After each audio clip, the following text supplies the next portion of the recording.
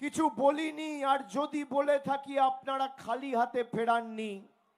আমি যদি আপনাদের বলে থাকি 50,000-এ জেতান, আপনারা 80,000-এ জিতিয়েছেন। যদি 80,000 বলি, আপনারা 1 লাখে জিতিয়েছেন। যদি 1 লাখে বলি, 1,19,000 আর 1,11,000-এ জিতিয়েছেন।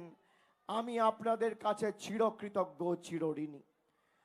অনেক লোকের নাম বাদ গেছে।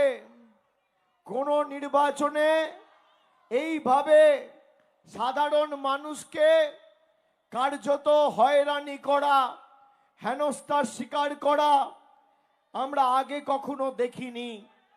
যেভাবে আজকে সব ডকুমেন্ট থাকার পরেও, কাগজপত্র থাকার পরেও এসআইআর করে নরেন্দ্র মোদী সরকার আপনাদের বাংলার মানুষের নাম বাদ দিয়েছে, যাদের লাইনে দাঁড়িয়ে নিজের নাগরিকত্বের প্রমাণ দিতে হয়েছিল, আজকে বাংলার লাইনে দাঁড়িয়ে তাদের জামানত বাজেয়াপ্ত করেছে।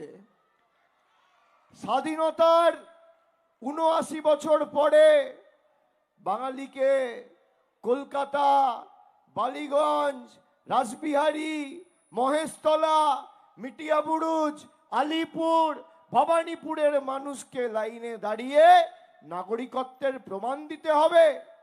আমরা কি খাবো, কি পড়বো, কার সাথে কথা বলবো, কোন রাস্তা দিয়ে হাঁটবো, ঠিক করে দেবে কে? বিজেপির নেতারা। ভারতবর্ষ জুড়ে ১৫৫০ রাজনৈতিক দল রয়েছে। একমাত্র যদি কেউ বুক চিতিয়ে বিজেপির বিরুদ্ধে লড়াই করে বিজেপিকে কুপোকাত করেছে, তার নাম তৃণমূল কংগ্রেস।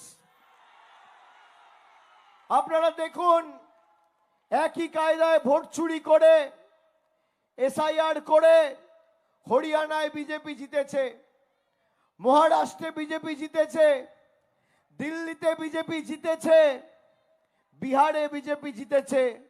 বাংলায় একই কায়দায়